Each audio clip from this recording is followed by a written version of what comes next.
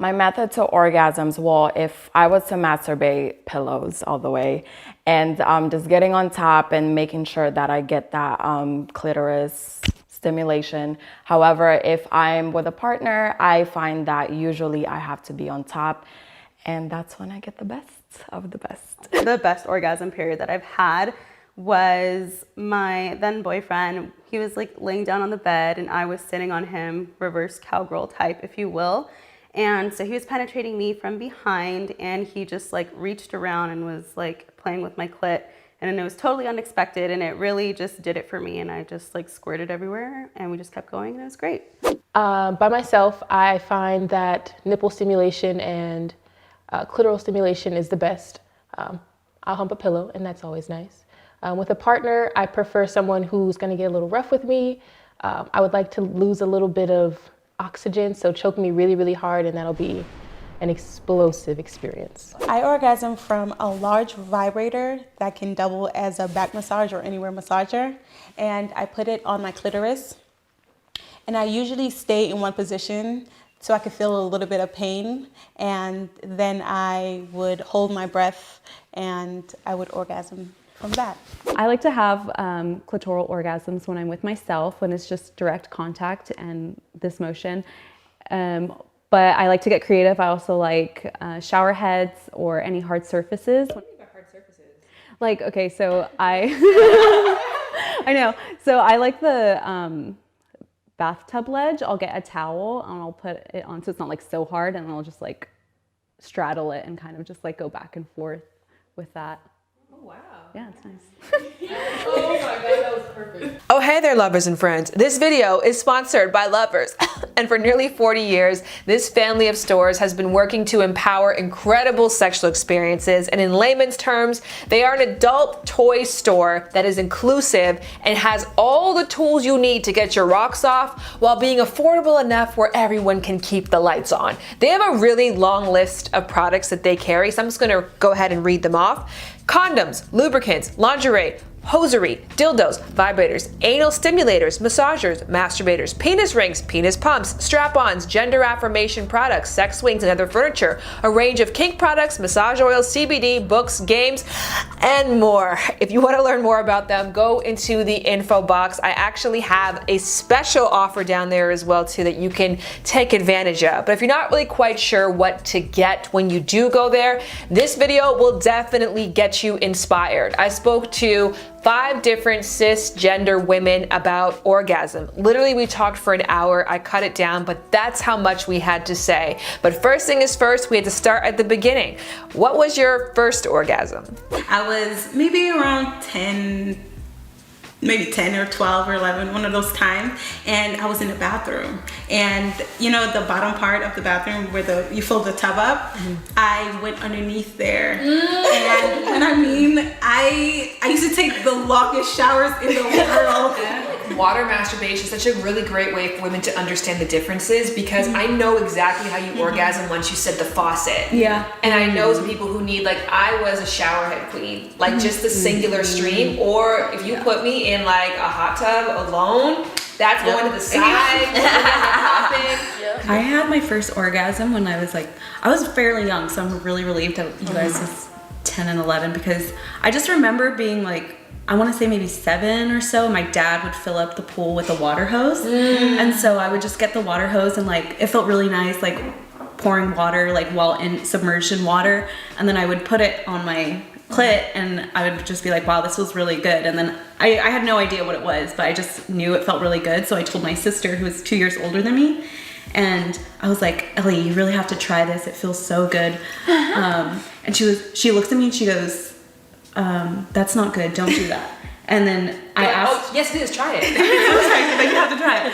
And then so like after that, I was just like, oh, I guess I'm not supposed to do this sort of thing. It's bad. And after that, I didn't really masturbate or anything until I was like 18. And with Tumblr, I would watch like videos and just copy what they're doing, and then I reached climax that way. It's kind of interesting to think like where we get this idea that masturbation is bad and self-pleasure is bad. For me, I just I grew up the same way. I grew up in like a Christian household, and it wasn't, it's a sin to masturbate, and that was like so much pent up guilt from the age of like 11 up, and I just like humped a pillow. That was my thing. I just wanted to rub something. I would have to get a specific type of pillow, not just like like it was a firm pillow. It had to be a firm pillow, kind of small, so that it was like I could fold it if I needed to. It just had to be hard and just like, I don't know. I couldn't do like a soft pillow. That's crazy. Well, my story, I feel like it's like a bit of each of yours, but definitely like started rubbing on stuffed animals when I was like 9, 10-ish, like that age.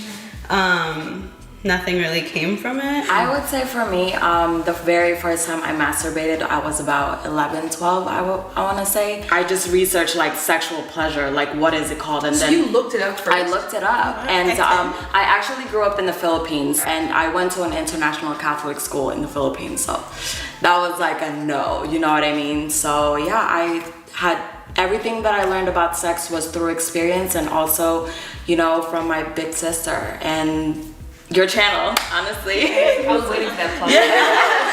She didn't mention did you do insertion? Did you do clitoral stimulation? You know what? It was clitoral. What I think is really impressive here is that we have 5 women who all came to orgasm on their own terms. Because I speak to so many women who they have a partner who's the first person to get them there, that they don't ever touch, explore. So how do you think you found that permission yourself to say, this is a part of me that I want to actually understand myself? I think I've just always been curious about myself, and like it really like blows my mind because I have friends who like don't masturbate at all. They don't, like, how are you supposed to have sex with another person, give yourself to another person if you don't even know that anything about yourself? Like some of my friends, they don't even like look at their vaginas in a hand mirror. Like they have this shame of like they don't want to look at it. It's scary. They don't want to touch themselves. It's scary, and I think it's crazy to me because like you should be like self-love. Like an orgasm is the best thing you can give yourself. So we covered the group's go-to orgasm, then we discussed their first. So naturally, I wanted to hear about their best. I think my best one, I was with my ex, and he had me bent over a chair, and there was a belt around my neck, and he was holding the belt while he was behind me. The combination of sex and pain together makes it just explosive for me, but that was one of the really good ones. Wait, I want to back up. For me, not for you, but you reminded me of something. You said the belt. I think too, my explosive orgasm probably comes from when I should not be having sex in certain places. So I'm a bit of an exhibitionist, and I like to toe the line. Yeah. See, mine would be the opposite. Like, I like to just be as loud as I fucking can, and just like, you know, if we not have to worry about is someone gonna fucking walk in. I don't know, like I just hate like being worried about my surroundings. But my best orgasm recently was with my ex, and my most recent ex, and I was on top. We were at his house, and I don't know, like he kept telling me hold it, and I like that. Like I like that thought of resistance, but like breaking the rule kind of in my head, like no motherfucker, I'm still gonna do it. And then and then we ended up like coming at the same time. So I think that was like one of my most beautiful experiences. That's why I think like the mind is so so much more powerful. Like sometimes putting yourself in a situation that will like get you there, or like the idea of something will like get you there. But my most powerful orgasm was like when my ex at the time, we were like doing it in his car, and then he had like made me squirt, and then started penetrating me, and like it was so powerful that I actually started crying. Oh my god, yeah. I want to get to that. It was like so intense that I was just like sobbing, and like I think also the idea of him like talking dirty to me was like also like, oh my god, like in my head, like oh my god, this is so hot, like it's gonna happen. And it was just What's an unexpected way that you have experienced pleasure that you were like, that was fascinating? I was going down on this girl. I was pleasuring her, eating her out, and I came from that. It was amazing, and just out of like I didn't know that could happen. And then it started happening more often than not, where I would be pleasuring somebody else, and I would come from that. I agree. So yeah. We kind of touched on it earlier, but like nipple play, it's something my ex-boyfriend and I did. Like, well, you know, he gave some attention to the titties every now and then, but like this one time, I don't know what the difference was, but it just like did it for me. And yeah, same with me. Orgasm for me. I was not expecting to do that. So. I'm in the power play mode with you. I like to like, for me, it turns me on when like I know it's just a good feeling when like you just hear that fuck underneath your breath. Yeah. I just love the power thing of like, I just made you feel like that. I'm sucking your dick and your soul belongs to me.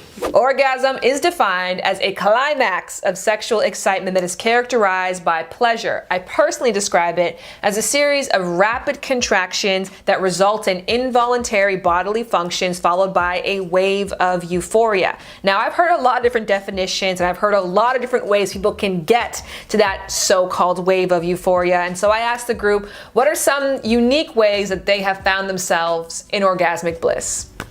Orgasm with anal. Oh wait, yeah. I would think. Yeah.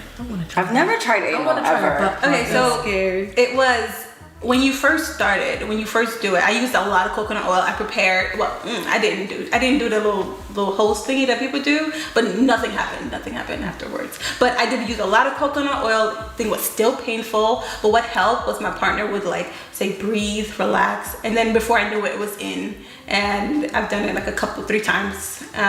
Both times I had to get like talked into it, but yeah, I was able. Thing? Huh? What are you talking about? Okay, so when you do anal, you have to clean everything out. So you use you can use like a douche, you know those things, douche enemas, and just squeeze it in there. Or if you're doing like fisting or stuff, you want to get in there with a hose because it goes further. But if you're doing like a regular just anal, enema is fine. But yeah, it was amazing, like the anal plus the clitoris stimulation or like internal, girl.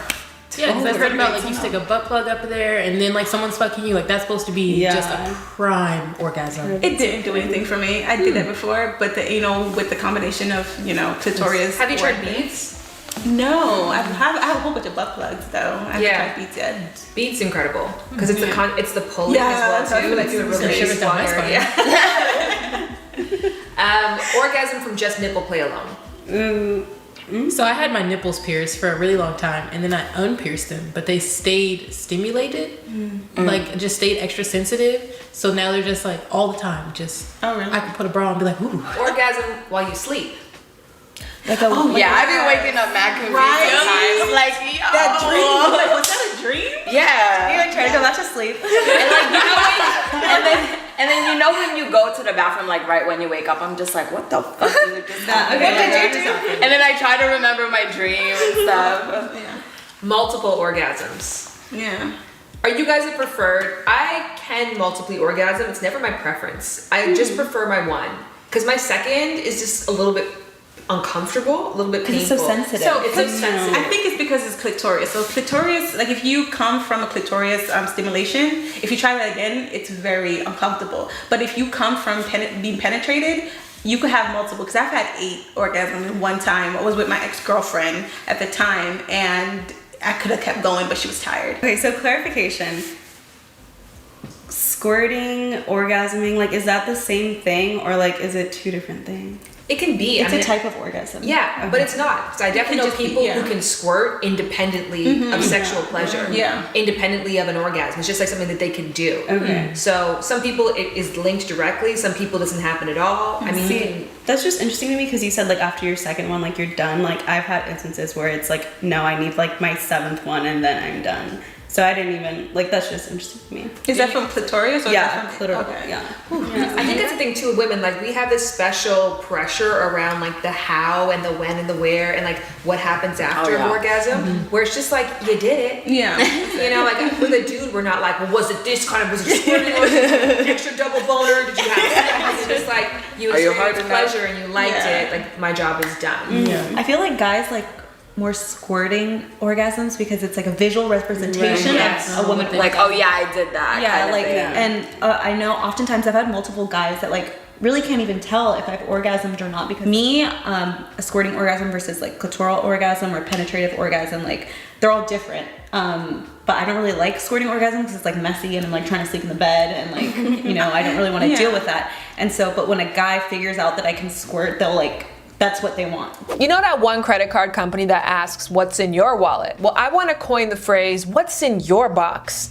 Not like your genital box. I meant your sex toy box. What toys, what tools, what's below the bed tucked down there behind that one pillow? Let me know what's in that. So I have this 18-inch like double-sided dildo. I haven't used it on anyone yet, but I just bought it. It's like pink. It's so super cute. I have a lot of butt plugs. I have a tail. It's a butt plug connected with a foxtail. Super cute. I got chokers, nipple clamps, whips, belts. I feel like I'll probably get at least one toy now that I'm newly single and like had that taste and I need my fix, you know.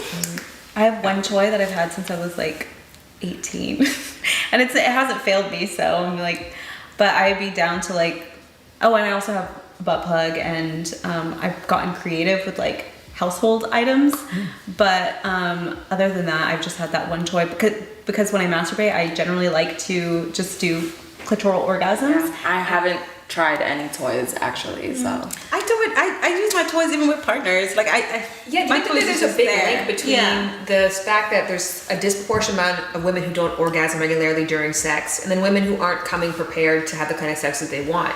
It's like a toy is almost like your fail-safe opportunity to say like, this is what's going to work. Why do you think that there is some stigma around women using toys? Well, during sex, it's like the guy can't get it done, or at least that's supposed to be the feeling, which it shouldn't be. You should be able to take that toy and be like, no, I'm gonna make you feel this way with me and the toy. But it's not always like that. There's like that disconnect of like, well, if I can't make you come, I'm not a man. If I can't make you come, then like I didn't do my job right as a partner. You can't really talk about physical pleasure without discussing the mental. So I asked the women how much what up here played a role in what happens down there. How important is the mental in your ability to orgasm? Very important. Is it 80? Is it 50? No, 100%. I'm like, this is what we're doing right now. This is all we're doing. Then we can do whatever else we need to do. Yeah. Like, the goal is to squirt, whatever. Like, that's all. Like, all in. Yeah. Mine wasn't, before it wasn't that important, my mental, because I never had a problem with orgasming ever since I was little. But like recently now it's like mental is 100%. You know, I need that mental connection or that mental to orgasm or to. Oh, that's what you meant. That's what you meant, right? Yeah, I mean, it's kind of a mix of both. I mean, I think some people refer to mental as like being present in the moment, not having shame associated with it, or just being relaxed. But I also find it to be a tool of shame for women, or of discouraging how they experience pleasure. Like, I've talked to so many women who are like, men have said to them, well, it's because you're not letting go, that's why you can't get there. As opposed to acknowledging that some people just don't like that shit. You know? Like, do you guys think, like, since we're talking about mental, do you guys think like certain expectations we have, like let's say it's our first time, you know, sleeping with this partner, like we build certain expectations in our heads. Do you think that kind of like disappoint us at some point? I think what ruins my expectations oftentimes is like sexting that person prior to like having intercourse with them. Like he's like, oh, I'm gonna eat you for hours and like I'm gonna do this and this and this, and when it gets down to it, he just like puts it straight in. And so it's like super upsetting. But I think that like it's more fun when you just like have those expectations for yourself. Like when you're just like, oh, I know I'm gonna be good at this. Yeah. I'm just gonna focus on like myself, my own energy with this person, and like kind of like helps. I think a big mental thing that I used to have is my own internal clock of like, I'm taking too long. So I was to feel the guilt that I'm taking too long, or they're not getting what they want fast enough. And so I would speed up the things that I enjoy to try to like get to what they like. And once I stopped doing that, things got better. So a lot of it was the own guilt I was putting on myself. I had a partner who would literally tell me like, did you come yet? Or or he said, oh, my hand's getting tired. I was just like, you just like, put so much pressure on me to orgasm rather than just enjoying the experience of like making something pleasurable for a person. And I think that's just like, that kind of like completely turns me off from like that mindset of like having to orgasm. And again, with the mindset, like I when I masturbate, I tend to like go back and forth from like using porn and just using my imagination, because sometimes like if I'm just like focusing on orgasming myself without watching porn or anything, it makes it a lot easier to orgasm. No, okay, this is like taboo. People are gonna see this, hello. But I like to watch lesbian porn. Same, yo!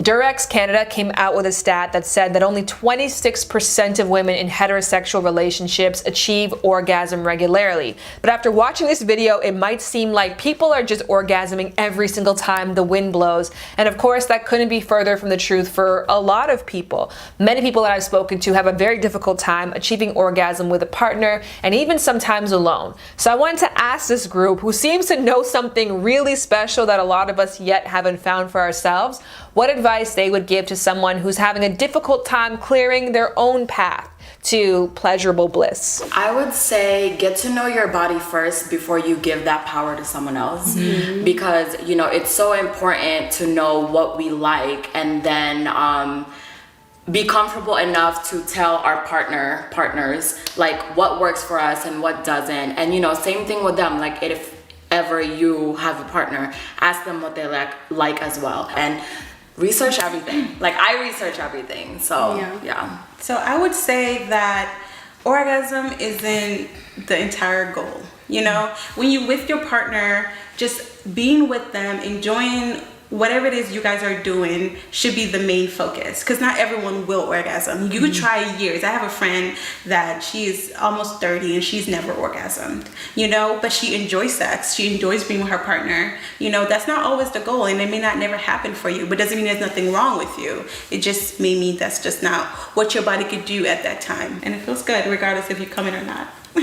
I think that just keep learning about yourself and, like, you know, keep educating yourself. Like you said, sometimes I would watch like videos that I didn't even think I would be into that, and it helps arouse me, and like just keep exploring and educating and learning more about what you like. I mean, I've actually had an orgasm from a cycling class that I did, which like I wasn't even trying, and that happened. So just be aware and like not just stop putting so much pressure. I say let it happen. So I have a friend who she would get to like right at the edge of orgasming, and it would just be such an intense feeling, she didn't want it anymore, so she would stop. So if you feel that, just go with it.